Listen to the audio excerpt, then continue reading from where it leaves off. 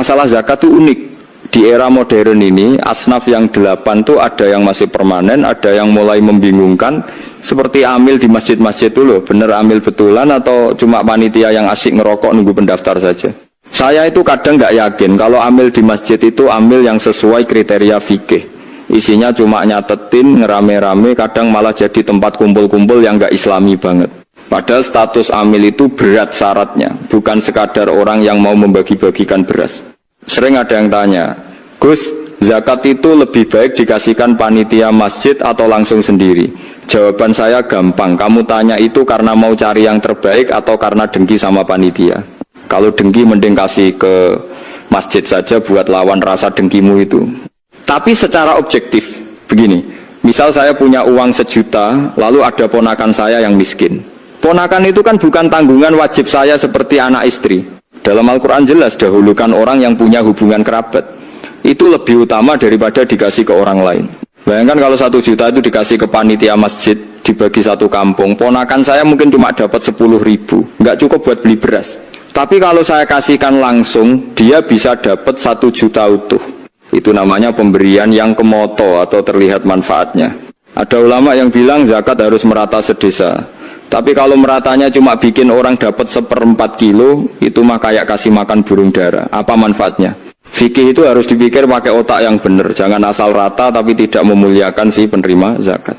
Mana yang lebih baik? Orang miskin dapat 20 kilo sehingga dia merasa dimuliakan, atau semua orang dapat beras seuprit yang nggak bisa dimasak? Fikih itu ada unsur ikram, memuliakan manusia. Mengasih beras cuma sedikit itu kadang malah kayak menghina orang yang butuh. Ini namanya ijtihad. Pendapat saya bisa benar, tapi mungkin salah. Begitupun pendapat orang lain.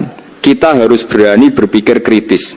Jangan sampai kita beragama tapi tidak pakai logika kemaslahatan jangka panjang. Agama itu harus membawa solusi, bukan sekadar formalitas. Ulama dulu kalau beda pendapat itu biasa. Imam Syafi'i kalau sholat di masjid Imam Abu Hanifah, beliau tidak pakai kunut karena menghormati mazhab tuan rumah. Itu namanya akhlak. Beda fikih tidak harus bikin bermusuhan, yang penting dasarnya jelas dan tujuannya mulia. Contoh lagi sholat jenazah, rukunnya itu takbir 4 kali. Kalau ada yang takbir 5 atau 6 kali, batal tidak. Sebagian bilang batal karena nambah rukun, sebagian bilang tidak karena itu zikir. Begitulah indahnya khilafiyah, asal jangan debat karena masalah uang saja.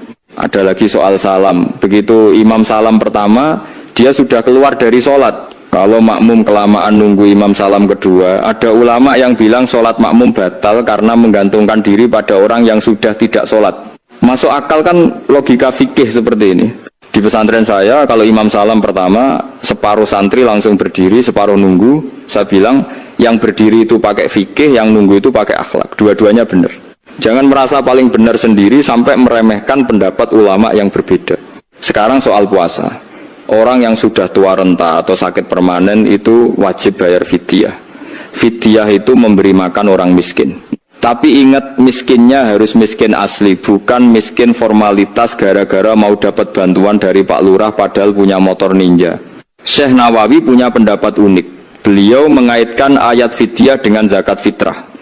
Logikanya, setelah perintah puasa ada perintah bertakbir. Nah, di sela-sela itu ada kewajiban harta.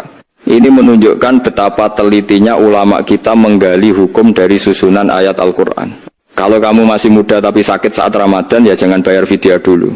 Asumsinya nanti kamu bakal sehat lagi dan bisa mengqadha. Sakit itu kadang kafarat penggugur dosa. Kalau tidak bisa sedekah karena tidak punya uang, ya dilarikan ke sakit supaya dosanya habis. Banyak orang datang ke saya mengeluh susah, rata-rata masalah ekonomi. Saya bilang, sakit itu solusinya istighfar. Kalau nggak mau istighfar, ya Tuhan kasih sakit supaya kamu dipaksa ingat Allah. Semua yang dilakukan Allah itu pasti ada hikmahnya. Jangan terus mengeluh.